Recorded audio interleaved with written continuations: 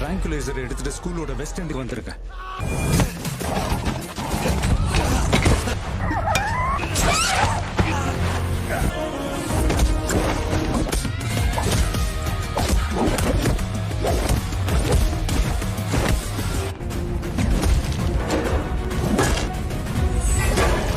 Assalamualaikum warahmatullahi wabarakatuh, teman-teman semua. Semoga kalian dalam keadaan sehat selalu.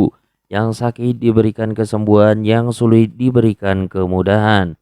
Dan kali ini kita kembali lagi hanya di sini di Dengerin Film and Let's Go.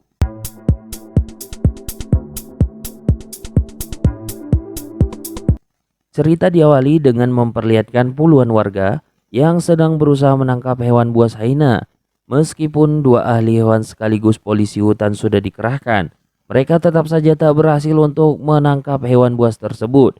Di mana seorang pria bernama Josie yang jengkel segera menghubungi sahabatnya bernama Partiban, seorang yang ahli menjidakkan hewan buas, dan memintanya datang ke TKP untuk membantu penangkapan.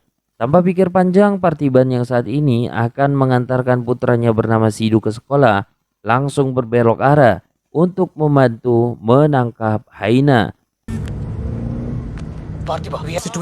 Namun sebelum itu, ia dan Sidu saling berjanji satu sama lain untuk tidak memberitahukan istri sekaligus ibu tentang apa yang telah diperbuatnya hari ini.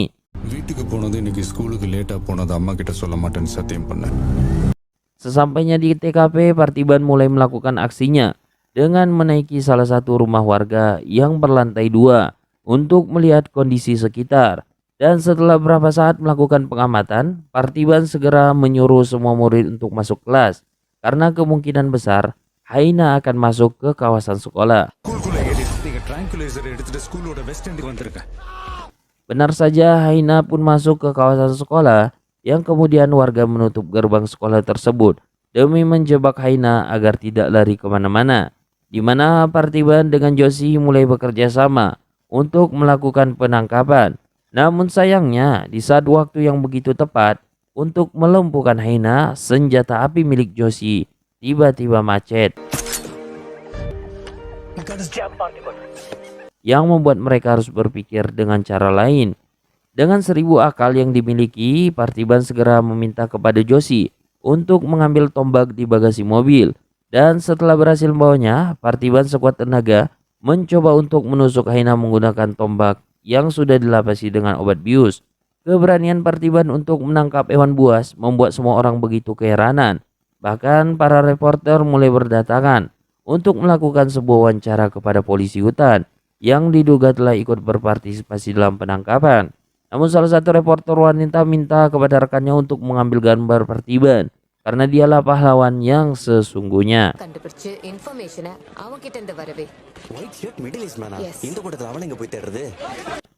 Setelah berhasil menangkap, Partiban segera datang ke kafe miliknya. Yang setibanya di sana, ia menyuruh pegawainya untuk memperbaiki kemeja yang saat ini telah rusak. Di mana hal itu ia lakukan karena kemeja tersebut pemberian dari sang istri. Sepulang dari kafe, sang istri yang bernama Satya melihat suaminya pulang dengan baju yang berbeda. Tentu saja itu membuatnya marah. Dan demi membujuk istrinya yang saat ini sedang kesal, Partiban mengganti pakaiannya, berniat untuk mengajak Satya jalan-jalan. Dengan sedikit rasa malu, Satya juga mengganti pakaian, yang kemudian sepasang suami istri ini jalan-jalan seperti masih zaman pacaran. Namun meski begitu, mereka berdua yang kini telah memiliki 2 anak merasa sedikit aneh apabila bermain tidak membawa anaknya, sehingga langsung menjemput putra-putrinya ke sekolah untuk jalan-jalan dan bermain bersama menciptakan keluarga yang harmonis. Hari-hari keluarga cemara ini dilakukan dengan penuh kehangatan, canda, tawa, dan lain sebagainya. Hingga pada suatu hari, Partiban mengajak keluarganya untuk menemui hyena yang kini telah dipelihara dan berkat keahliannya dalam menjinakkan hewan tersebut. Sekalipun Partiban memberikan nama hewan buas tersebut dengan sebutan Subramani. Sementara di sisi lain, sekelompok pembunuh bayaran yang sedang melakukan aksinya di sebuah rumah mewah di sekitar daerah Deogar, yang di sana si pembunuh tersebut begitu kejam karena telah menghabisi seluruh keluarga, bahkan hewan peliharaannya pun mereka habisi. Dan ketika hanya menyisakan satu anak gadis, salah satu pembunuh tersebut berniat untuk menggedepannya. Setelah melakukan aksi kejam tersebut, salah satu bos dari pembunuh bayaran seketika marah karena aksi mereka berhasil diketahui oleh polisi. Hal tersebut tentu membuat si bos kesal, karena selain akan ditangkap polisi, mereka juga dihianati oleh si penyuruh yang tiba-tiba menghilang sebelum memberikan imbalannya.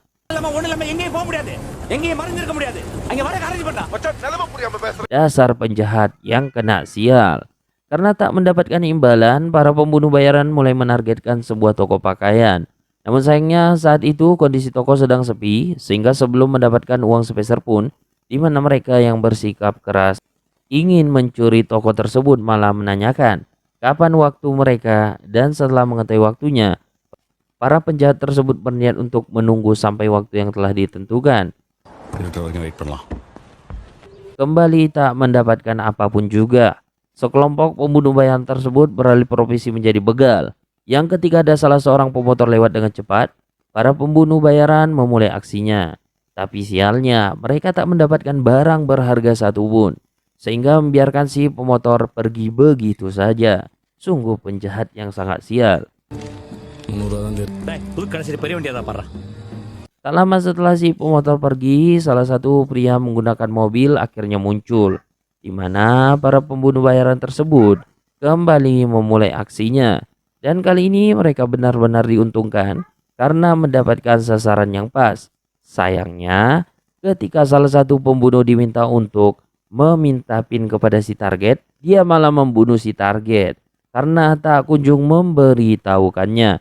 Sehingga demi menghilangkan barang bukti, mereka menjatuhkan mobil dengan pemiliknya ke jurang. Sangat alibi sekali. Singkat cerita, keesokan harinya Parthiban datang ke pos keamanan untuk melihat burung hantu spesies langka. Yang di sana Parthiban minta Joshi untuk membawanya ke dokter hewan agar bisa diperiksa lebih dulu. Tapi ternyata pria yang semalam dibunuh oleh para pembunuh bayaran tadi tiada lain adalah si dokter. Di mana Joshi yang hanya tahu jika si dokter tewas akibat jatuh ke jurang, tiba-tiba terkejut ketika diberitahu bahwa penyebab utamanya adalah dibunuh.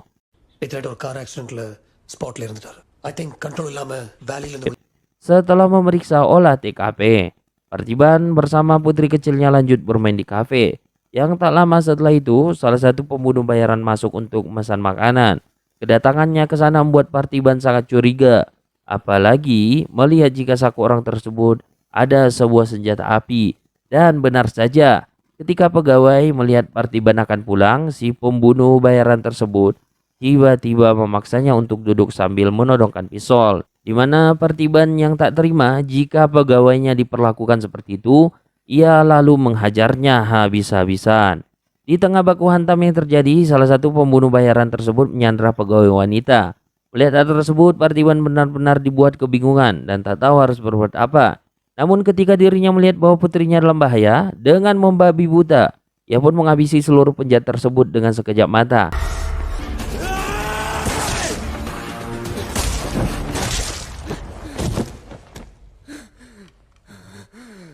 Tak lama kemudian polisi dan tim penyelidik datang ke kafe untuk memeriksa keadaannya. Begitu pula dengan Parthiban dengan anaknya. Mereka dibawa ke rumah sakit untuk periksa kondisi mental sekaligus luka. बड़ी घबराई हुई एंग्जाइटी तो रहेगी I will give her some medicines आप इस बच्ची का ध्यान रखिएगा okay Kejadian tragis yang menimpa mereka membuat mereka sangat shock karena selama ini dia tidak mempunyai musuh dan sekarang tiba-tiba mengalami hal seperti ini. Bahkan untuk membunuh kelima pembunuh bayaran tersebut yang meskipun niatnya untuk melindungi putri dan pegawainya, tetap saja harus diselidiki oleh pihak berwajib. வெளியே police wait பண்றாங்க ரிமாண்ட்கான procedure start பண்ணதுக்கு மேல வெயிட் பண்ண முடியாதுன்னு சொல்றாங்க நீ பதறாத okay Saking tak percayanya para polisi dengan Parthiban yang bisa menghabisi kelima pria tersebut dari jarak dekat, mereka kemudian langsung bawanya untuk melakukan tes menembak. Dan betapa dibuat terkejutnya para polisi tersebut ketika Parthiban memang ahli dalam menggunakan senjata. Di balik kesedihan yang menimpa Parthiban, ada sedikit kebahagiaan tatkala dirinya mendapat dukungan positif dari warga. Parthiban menghabisi 5 orang itu demi melindungi putri dan pegawainya. Sang hakim pun bertindak adil dengan tidak memberikan hukuman apapun. Meskipun Parthiban sudah terbebas, ia tetap saja merasakan trauma.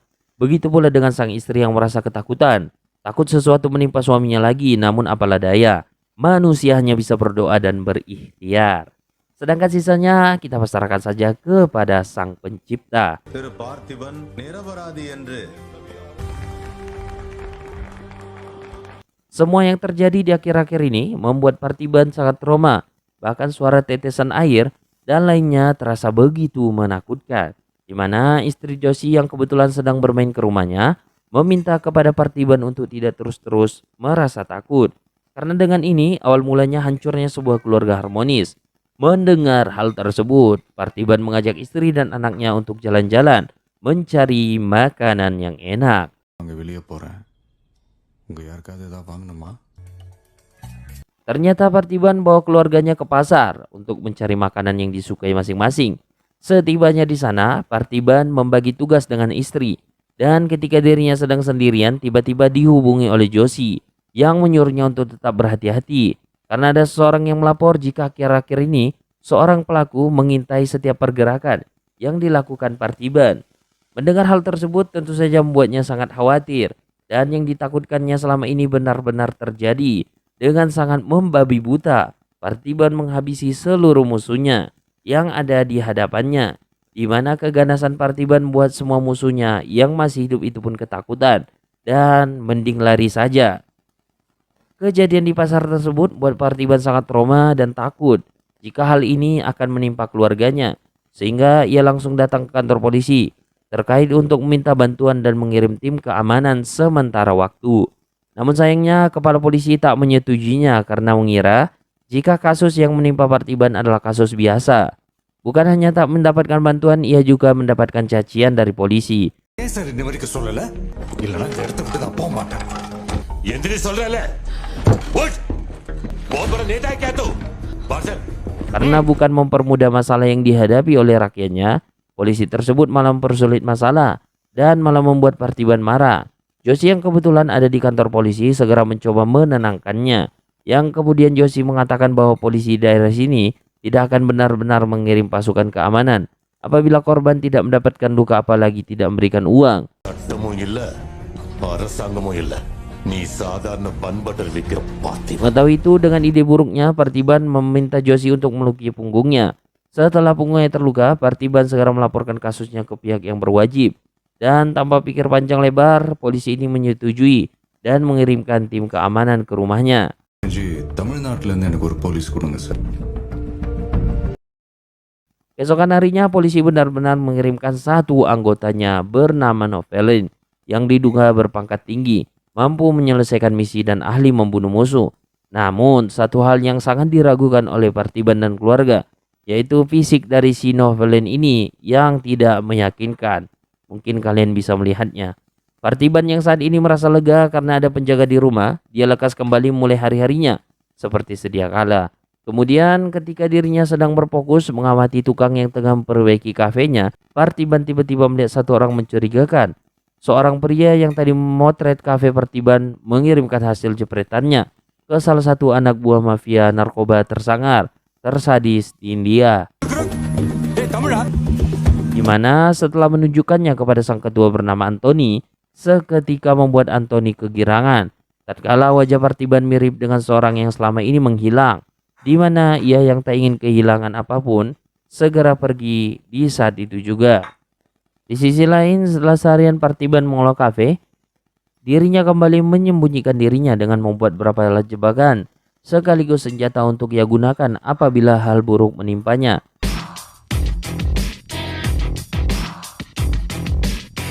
Saat Parthiban sedang mencicipi menu barunya di kafe, tiba-tiba ia dihampiri salah satu karyawan yang memberitahukan bahwa ada pelanggan perempuan sedari tadi memantau Parthiban. Dan satu lagi ada seorang pria telah menunggunya di ruang belakang. Sampai Parthiban segera menghampiri mereka yang tiada lain adalah Anthony.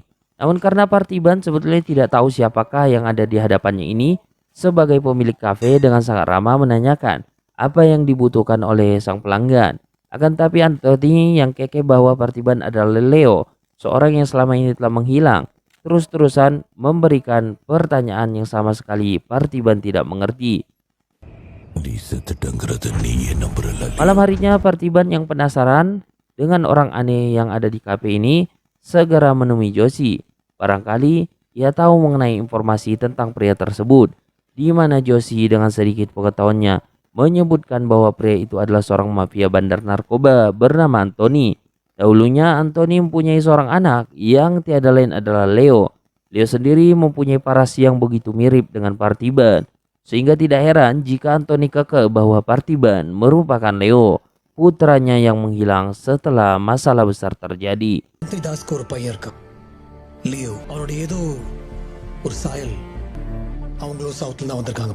Esok harinya Partiban yang mengira jika masalah di kehidupannya sudah berakhir malah mendapatkan kabar buruk dari istrinya yang memberitahukan bahwa Anthony terus mengikutinya hingga ke rumah. Mendengar hal tersebut, Partiban menghubungi Sidu untuk segera pulang ke rumah menyelamatkan ibu dan adiknya dari bahaya. Begitu pula dengan Partiban yang langsung pergi dari sana saat itu juga. Setibanya Partiban di rumah, Anthony sudah pergi dari kediamannya. Namun permasalahan yang kini terjadi adalah tatkala sang istri merasa takut setelah mendengar omongan Anthony yang menyebutkan bahwa Partiban adalah pembunuh brutal yang sangat berbahaya, kejam, dan penuh dengan tipu daya. Di mana hal tersebut membuat Partiban sangat sedih, tak percaya jika istrinya sendiri takut kepadanya. Dari keluarga yang harmonis menjadi keluarga yang penuh dengan tragedi dan trauma.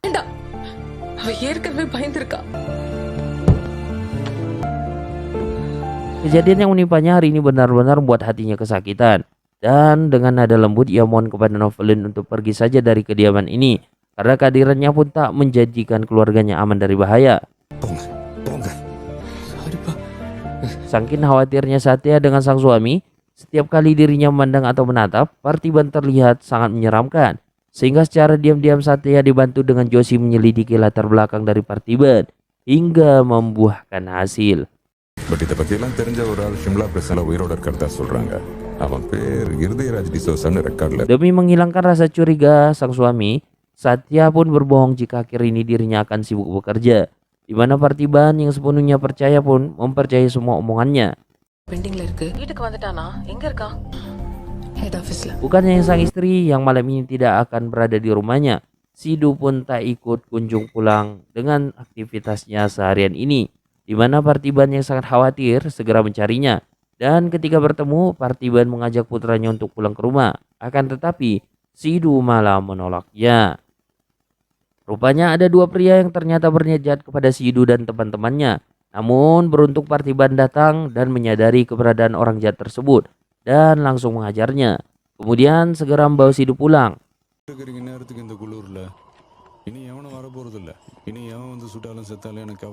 Takut hal buruk akan menimpanya lagi di tempat lain, Joshi yang juga penasaran dengan latar belakang Partiban mendatangi salah satu anak buah Anthony bernama Dayat yang saat ini telah dipenjara untuk menceritakan tentang siapakah si Leo itu yang mirip dengan Partiban. Dan tanpa berpikir lama, Dayat langsung menceritakan semua dari awal.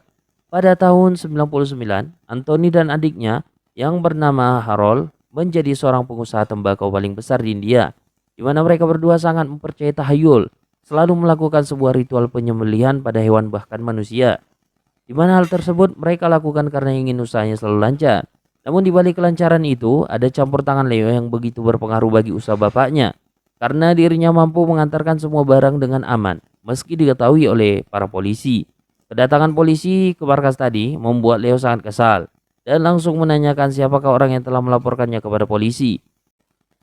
Kemudian pria dengan tubuh sedikit gembul mengaku bahwa dirinya lah pelakunya, sehingga perjuangan Leo dengan adik perempuannya bertahun-tahun demi melindungi sekaligus memperbesar usaha sang ayah malah berakhir dengan sebuah pengkhianatan. Tatkala Anthony ingin menumbalkan putri sendiri demi melancarkan usaha yang kini telah membesar, keputusannya tersebut tentu saja Leo tolak mentah-mentah karena ia tak ingin adik kesayangannya tewas di tangan ayah.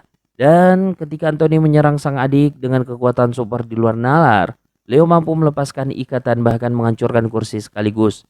Setelah berusaha mati-matian demi bisa menghancurkan semua properti yang menggelapkan pikiran sang ayah,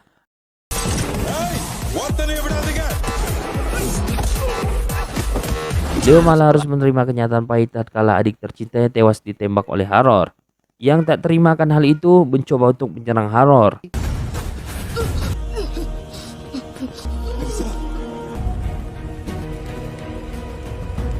Setelah menceritakan kisah ini, Dayat memberikan pesan untuk jangan mempermainkan kehidupan orang yang tidak bersecara secara tidak perlu. Karena memang Parthiban bukan Leo. Bersamaan dengan itu, Satya dengan istrinya Joshi datang ke seorang yang diduga sahabat Parthiban sewaktu di panti asuhan. Maksud dan tujuan Satya ke sana ingin mencari tahu latar belakang suaminya secara langsung. Namun sayang, saat menemukan hal yang mencurigakan, ia malah diberi nasihat untuk tidak curiga lagi, karena itu akan membuat Parthiban sakit hati. அவனுக்கு தெரியாம பார்த்துக்கோ, தெரிஞ்சதுன்னா உடஞ்சிடுவான். Sedangkan Parthiban sendiri kini mendapatkan masalah tatkala seorang pria bunuh diri di depan kafenya.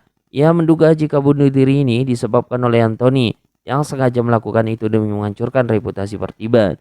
Namun sayang, Parthiban yang tahu kejadian sebenarnya milih untuk pergi dan tidak mempersalahkannya. Kembalinya Parthiban ke rumah, ia sangat dibuat kecewa karena sang istri telah mencurigainya, di mana kepercayaan yang telah dibangun selama ini seketika hancur karena mengetahui itu. Dan setelah Satya kembali pulang, Parthiban berterus terang tentang apa yang dirasakannya, dimulai dari sekelompok penjahat yang mencoba menghabisinya. Beberapa mafia berdatangan karena menduga dirinya Leo dan istrinya yang mencurigainya. Melihat Parthiban sesegukan membuat sang istri merasa bersalah dan meminta maaf. Parthiban melihat Satya meminta maaf dengan penuh ketulusan, sekaligus sadar akan kesalahannya, membuat hati Parthiban luluh dan saling memaafkan satu sama lain. Namun di tengah kebahagiaan yang baru saja berlangsung, Parthiban mendapatkan panggilan telepon dari Anthony yang menyebutkan jika saat ini Sidhu telah berada di tangannya.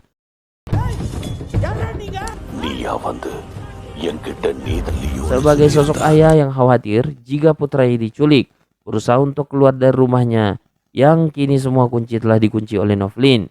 Setelah pintu terbuka, Parthiban langsung tancap gas mengejar Anthony yang kini telah pergi.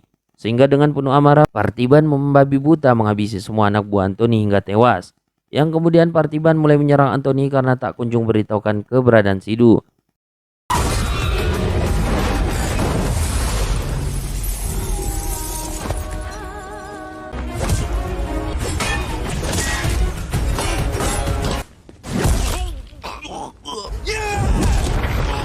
Setelah semua perkelahian usai, Parthiban kembali mendapatkan panggilan telepon dari Harold yang memintanya untuk mengirimkan Anthony ke markas, dan sebagai gantinya Harold akan mengembalikan Sidhu.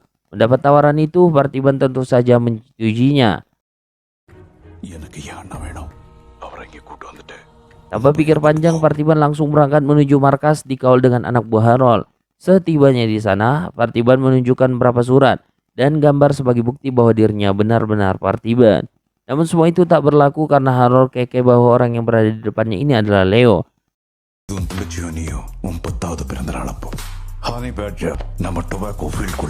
Demi membuka mulut Parthiban, Harold mengirim puluhan anak buahnya untuk menculik Satya dan si bungsu. Akan tetapi dengan kecerdasan Parthiban, dirinya sudah memasang ratusan perangkap di seluruh halaman rumah, sehingga membuat anak buah yang baru saja akan memulai aksinya malah lebih dulu dibuat kesakitan hingga tak mampu bertahan.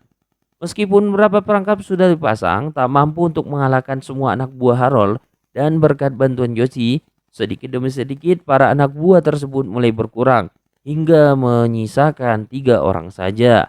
Ketiga orang tersebut harus bernasib sama dengan rekan lainnya, tatkala Novlin sudah menunggu kedatangan mereka.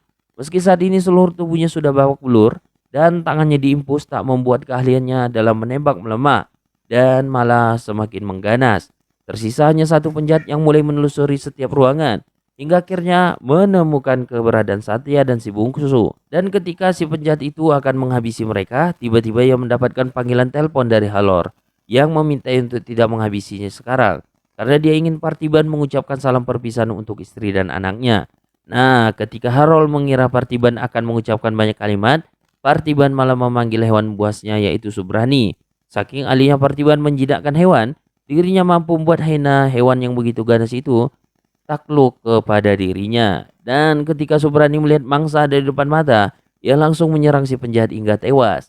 Sehingga untuk saat ini, giliran Parthiban menyerang ratusan anak buah Harold. Walaupun hanya Parthiban seorang diri, dirinya mampu mengalahkan seluruh anak buah Harold menggunakan tangan besinya itu. Dan setelah semua anak buahnya dihabisi, Parthiban kini mulai menargetkan Harold Meski kemampuan Parthiban dan Harold seimbang, tetap saja Harold bisa dikalahkan dengan sedikit mudah.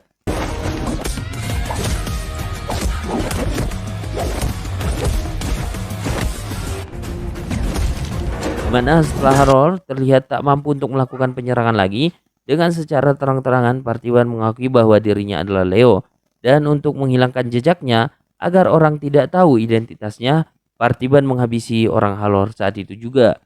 Nah, kemudian Parthiban melanjutkan pencariannya dengan datang ke salah satu ruangan tersebut di tempat Sidhu ditahan, dan tanpa mengeluarkan sedikit tenaga Parthiban berhasil menghabisi orang yang menyandra putranya.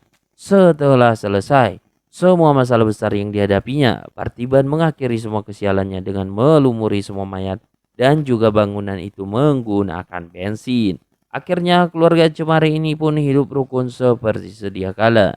Ya, begitulah kisah kali ini, sangat menarik sekali dan penuh dengan adegan yang membuat kita lebih adrenalin dan menarik sekali. Kalau kamu ingin komen silahkan, jangan lupa untuk like, share-nya dan subscribe-nya.